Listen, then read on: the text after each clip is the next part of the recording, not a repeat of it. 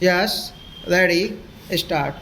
Now, for many years past, most of these problems have been considered in the world context, and I had a feeling, and I still have that feeling, that the continent of Asia is somewhat neglected, somewhat overlooked.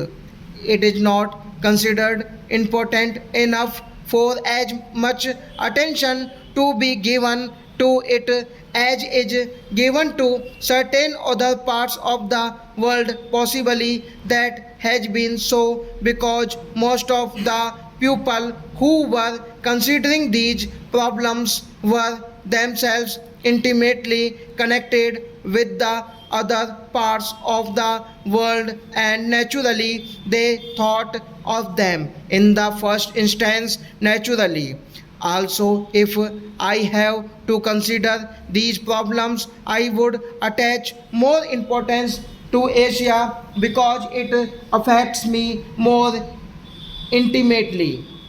About that kind of reaction other parts, it is quite obvious that you cannot consider the problem of Asia or the problem of Europe or the problem of America or the problem of Africa in isolation from the problem of other countries. It just cannot be done, and if some countries which are fortunate enough today think that they can lead their lives in isolation irrespective of what happens in the rest of the world, it is obvious that they are under a misapprehension.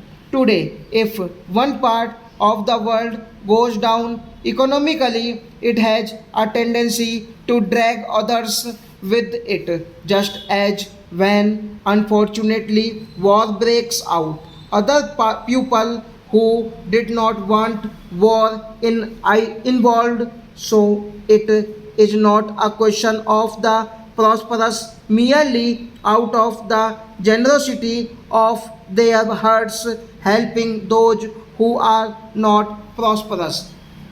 Though generosity is a good thing, but it is a question of enlightened self interest, realizing that if some parts of the world do not progress, remain backward, they have an adverse effect on the whole economy of the world, and they tend to drag down those parts that are at present prosperous. Therefore, it becomes inevitable to consider these problems in the global way and to pay even more attention to those parts which are relatively backward. Asia has been for generations past in a some static and backward condition, but during the last few years mighty forces have been at work in Asia. These forces inevitably thought in terms of politically change to begin with, because without political change it was not possible to have any far reaching or enduring economic change.